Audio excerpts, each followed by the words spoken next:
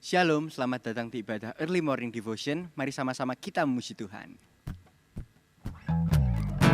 Sebab Tuhan Allah kita, Allah yang sanggup untuk melakukan perkara yang lebih besar dalam hidup kita. Yang setuju katakan amin. Amin.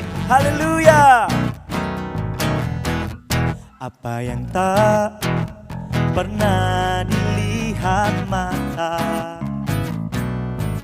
yang tak pernah didengar telinga, yang tak pernah timbul di dalam hati, semua disediakannya bagi yang mengasihi Dia. Apa yang tak pernah dilihat mata, yang tak pernah didengar telinga, yang tak pernah timbul di dalam hati, semua disediakannya bagi yang mengasihi Dia. Allah sanggup melakukan segala perkara, dulu, sekarang, dan selamanya. Kuasanya tidak berubah. Allah sanggup melakukan segala perkara, dulu, sekarang, dan selamanya. Kuasanya tak berubah. Kita percaya bahwa kuasa Tuhan tidak berubah, dulu, sekarang, dan sampai selama-lamanya.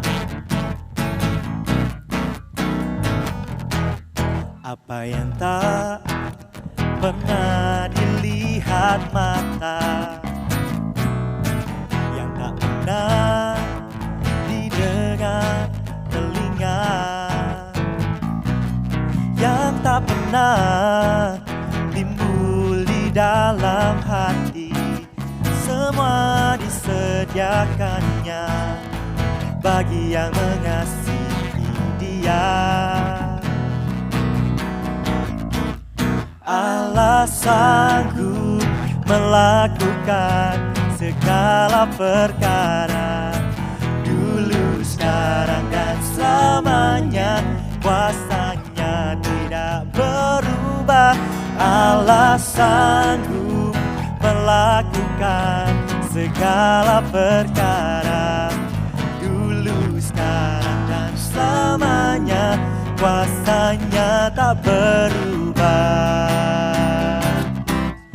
Allah sanggup melakukan segala perkara, dulu, sekarang, dan selamanya. Kuasanya tidak berubah. Allah sanggup melakukan segala perkara, dulu, sekarang, dan selamanya. Kuasanya tak berubah, dulu, sekarang, dan selamanya. Kuasanya tak berubah, dulu, sekarang, dan selamanya. Kuasanya tak berubah.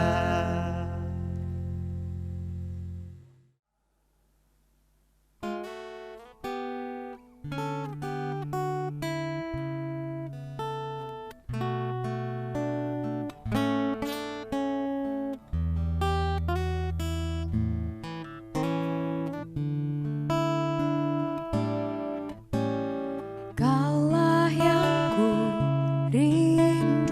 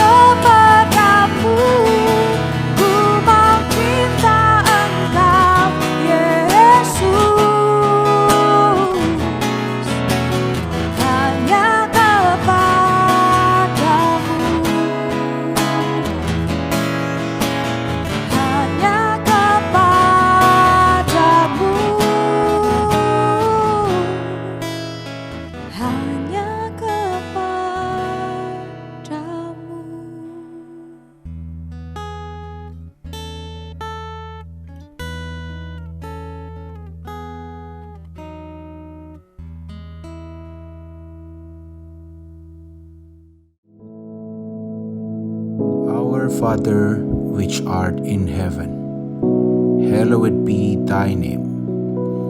Thy kingdom come, thy will be done in earth as it is in heaven.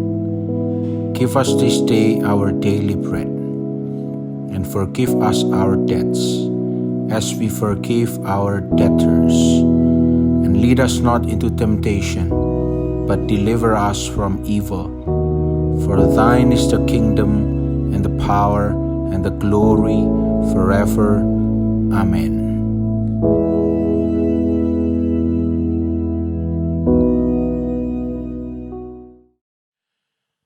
Shalom, puji nama Tuhan, selamat pagi.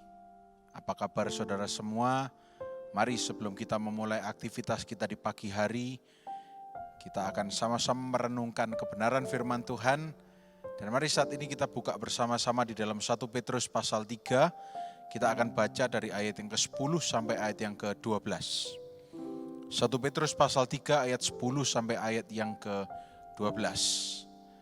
Saya akan bacakan, saudara juga boleh ikut membaca seperti yang ditampilkan di layar yang saudara lihat sekarang.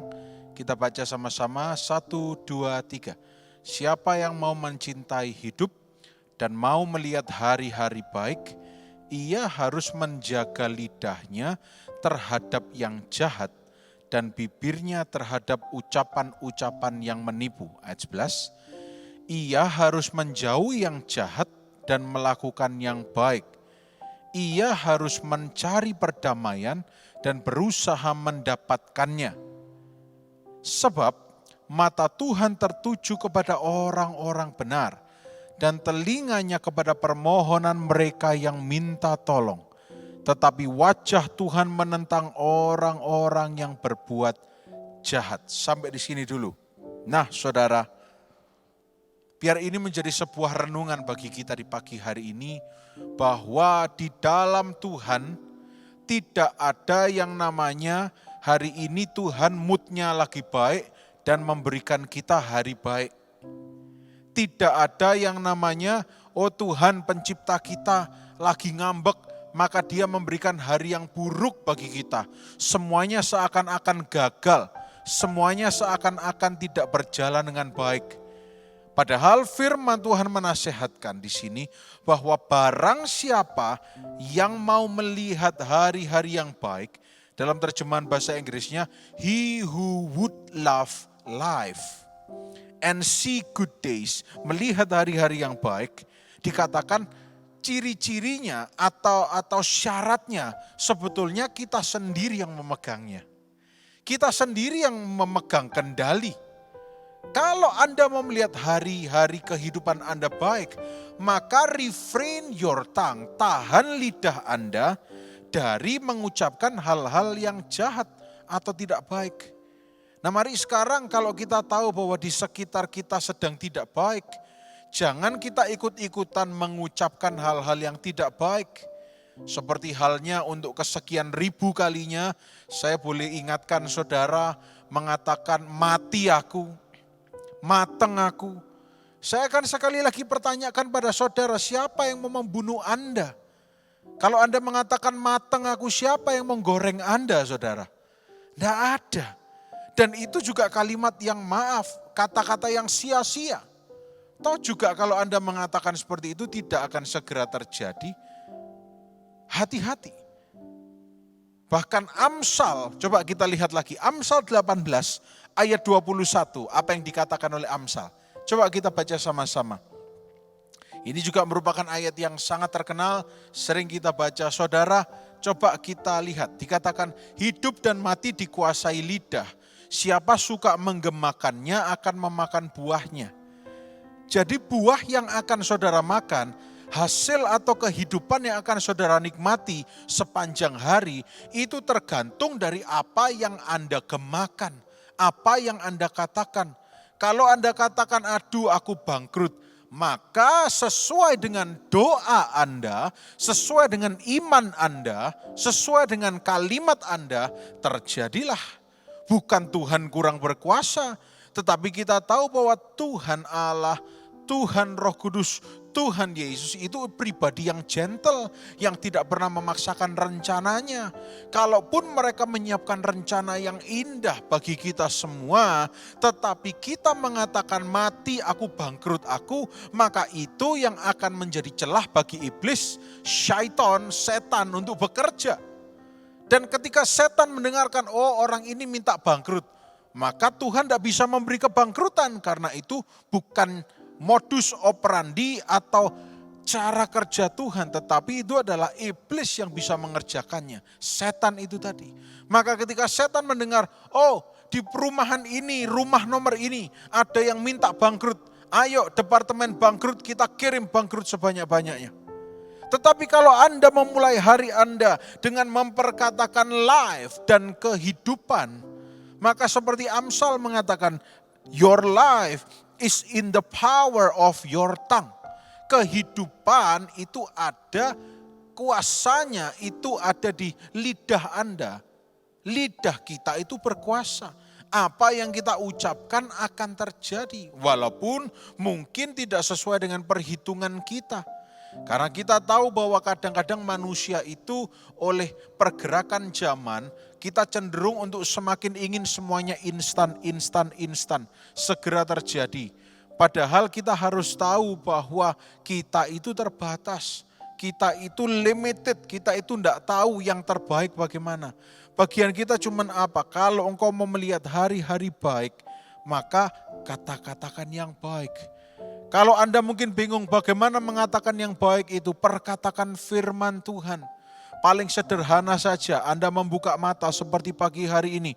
Anda tahu bahwa bakal banyak tantangan yang terjadi, tapi perkatakan, dalam nama Yesus aku percaya sepanjang hari ini Tuhan bersama dengan aku. Tidak ada perkara yang mustahil. Manusia mereka-rekakan yang buruk untuk aku, tetapi Tuhan mengubahnya menjadi kebaikan. Dalam nama Yesus tidak ada kata buntu, tidak ada kata bangkrut, tidak ada kata kekecewaan. Kami perkatakan sepanjang hari ini ada sukacita surga. Semuanya akan berjalan dengan baik.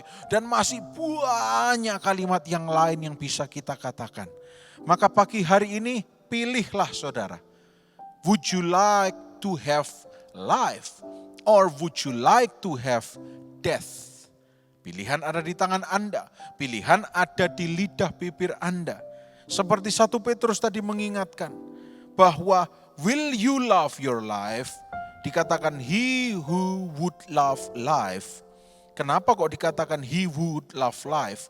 Karena banyak ternyata dari manusia yang membenci kehidupan mereka. Padahal mereka tidak punya hak untuk membenci kehidupan mereka. Karena yang memberi kehidupan bukan mereka sendiri, tetapi Tuhan yang memberi kehidupan. Dan seperti Yeremia 29 ayat 11, kalau Tuhan sudah memberi kehidupan, selalu ada salvation plan, selalu ada plan to save you, selalu ada rencana keselamatan, selalu ada rencana untuk memberkati, memulihkan. Coba kalau Anda masih ragu-ragu, 2000 lebih tahun yang lalu, ketika manusia mulai jatuh dalam dosa, mulai kehilangan arah, diberikan anaknya yang tunggal. Ada plan, grand plan, master plan yang diberikan oleh Allah. Yesus turun ke dunia menjadi 100% manusia, 100% Allah. Dan dia mengerjakan karya keselamatan, mengadakan mujizat-mujizat. Bagi orang yang meskipun di sebelahnya ada Yesus, tapi bagi orang yang sudah kebiasaan memperkatakan yang buruk, maka hidupnya akan gitu-gitu saja. Coba tengok orang Farisi, orang Saduki. Loh ada Yesus di situ, malah Yesus ditentang habis-habisan. Oleh karena itu permasalahannya bukan Yesus tidak mau nolong kita. Bukan Yesus yang tidak mau datang ke kehidupan kita. Tetapi permasalahannya adalah ada di tangan kita pilihannya. Apakah Anda mau memperkatakan yang baik sesuai dengan firman, atau Anda memperkatakan yang tidak baik, yang tidak sesuai dengan firman. Walaupun kadang-kadang daging kita ini terpancing untuk mengatakan yang sesuai dengan yang kita lihat. Padahal firman Tuhan mengingatkan hidup bukan karena melihat tetapi karena iman. Nah, apa yang Anda imani untuk terjadi, katakan itu. Dan itu dinamakan penglihatan melalui iman, mata iman. Anda mungkin saat ini belum terlihat ada jalan keluar, tetapi bukan berarti tidak akan ada jalan keluar. Bagi setiap orang yang percaya kepada Tuhan Yesus, selalu ada jalan keluar, selalu ada penyelesaian. Bahkan Yesus sendiri mengatakan kalau engkau repent itu apa? Berbalik total dari jalan yang salah. Bukan berbalik 360 saudara, tetapi berbalik 180 derajat. Berbalik dari segala kesalahan dan mulai menata kembali perkataannya atas kehidupannya. Oleh karena itu saya ini, ya memang banyak kontroversi yang mengatakan, wah ini tidak betul, ini kuasa perkataan. Nah gini dulu, saya ingin tanya saudara, kuasa perkataan yang seperti apa seperti dulu saudara? Kalau saya ingin mengajarkan kuasa perkataan yaitu memperkatakan firman. Supaya yang terjadi dalam hidup kita sesuai dengan kebenaran firman Tuhan. Saya ingin tanya, saudara sehat itu sesuai firman enggak? Oh iya. Saudara diberkati sesuai firman enggak? Oh iya. Diberkati untuk menjadi berkat. Seperti bejana minyak yang penuh, melimpah ruah, meluber dan memenuhi bejana yang lain. Itu firman. Oleh karena itu kalau masih ada yang mengatakan, wah ini tidak sesuai firman, ini teologi kemakmuran. Loh, coba saudara baca Alkitab Anda. Jangan-jangan Alkitab Anda berbeda gitu ya. Coba Anda teliti. Oleh karena itu, death and life is in the power of your tongue. Saya tidak mengajarkan Anda bahwa mulut Anda adalah mantra, tetapi saya ingin berbagi bahwa mulut kita itu berkuasa. Kalau Anda memperkatakan firman dengan penuh iman percaya, Anda pasti merasakan ada sesuatu yang masuk di dalam hidup Anda, yang masuk di dalam hidup Anda. Anda pasti merasakannya. Ada sesuatu yang seperti berbicara, mengingatkan, seperti membangunkan Anda. Ayo pagi hari ini, fisik Anda sudah bangun. Mari biar iman Anda juga bangkit. Biar tubuh rohani Anda juga bangkit. Perkatakan apa yang ingin Anda lihat. Tentunya sesuai dengan firman. Jangan memperkatakan yang sembarangan. Dalam nama Yesus, aku pengen istriku yang tua ini diganti dengan istri yang baru. Karena mulutku berkuasa. Tidak akan terjadi sampai Tuhan datang kembali. Karena itu tidak ada di firman Tuhan. Tapi kalau Anda memperkatakan dalam nama Yesus, aku tidak dirancangkan untuk gagal. Kalau Tuhan yang memberkati aku sehingga aku punya toko, aku punya usaha. Dan kalau Tuhan memang merencanakan usahaku berjalan dengan baik, maka keadaan seperti apapun aku perkatakan semuanya baik-baik saja. Itu sesuai firman. Dan tidak ada kesalahan dalam hal itu. Tentunya harus dibarengi dengan percaya, bukan hanya berkata-kata. Firman Tuhan mengatakan, aku percaya maka aku berkata-kata. Kalau cuma kata-kata tapi tidak ada percaya, asbun namanya, asal bunyi dan tidak ada dampaknya. Coba kita lihat ayat yang ke-11 dari 1 Petrus pasal yang ketiga. Setelah tadi dinasihatkan di ayat 10 bahwa kita harus menjaga lidah kita dari memperkatakan yang jahat. Menjaga mulut kita dari memperkatakan hal-hal yang menipu, tipu muslihat. Ayat 11, ia harus menjauhi yang jahat dan melakukan yang baik. Ia harus mencari perdamaian dan berusaha mendapatkannya. Saudara, kalau Anda percaya bahwa perkataan Anda berkuasa, tetapi kuasa perkataan itu Anda gunakan untuk mengutuki orang lain, untuk menjatuhkan orang lain, untuk tidak membawa perdamaian, maka tidak akan ada dampaknya sama sekali. Karena Petrus mengingatkan bahwa harus berusaha mencari perdamaian dan kejar itu. Kalau Anda sedang ada masalah dengan seseorang, dan Anda tahu bahwa perkataan Anda berkuasa, ya katakan, Tuhan, biar aku boleh mengampuni, aku boleh memiliki hati yang melepaskan pengampunan, dan biar semuanya berjalan baik-baik saja dengan kongsi bisnisku, rekanan bisnisku, atau siapapun. Cari perdamaian, bukan cari yang lain. Tidak peduli Anda itu mau pendeta, mau dokter, profesor, karburator bocor. Gelar Anda boleh sebanyak-banyaknya. Tapi kalau Anda tidak berusaha mencari perdamaian, sama saja tidak akan ada hasil yang baik yang akan terjadi dalam hidup Anda. Ayat yang ke-11 tadi mengingatkan bahwa mengejar sesuatu, mengejar perdamaian itu adalah satu hal yang tidak mudah. Karena kadang-kadang kita rela untuk berdamai tetapi pihak satunya dengar-dengar tidak rela sehingga itu memancing hati yang panas bagi kita semua. Sehingga kita jadi panas lagi. Nah itu tidak mudah.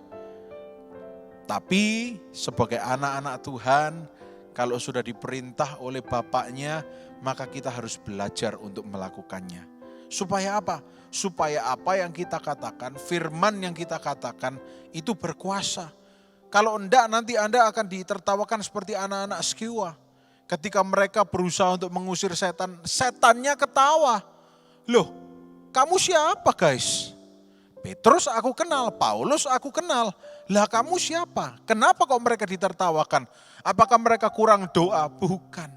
Karena ada celah dalam diri mereka sehingga yang mereka katakan itu tidak berkuasa. Mereka mau mengusir setan, mereka mau memperkatakan sembuh. Tidak ada yang terjadi karena ada celah. Oleh karena itu mari kita tutupi setiap celah yang ada. Jangan kita buka celah. Dan mari kita kejar perdamaian. Ayat yang ke-12, dan ini janji Tuhan. Sebab mata Tuhan tertuju kepada orang-orang benar, orang-orang yang hidup benar. Dan telinganya kepada permohonan mereka yang minta tolong. Tetapi wajah Tuhan menentang orang-orang yang berbuat jahat. Kita bisa baca di sini bahwa mata Tuhan itu tertuju pada orang yang hidupnya benar. Dan telinganya kepada orang benar yang minta tolong. Dan biar ini jadi sebuah landasan bagi kita semua pagi hari ini. Permohonan Anda, doa Anda itu didengar sama Tuhan. Tuhan bukan Tuhan yang tuli, Dia mendengar.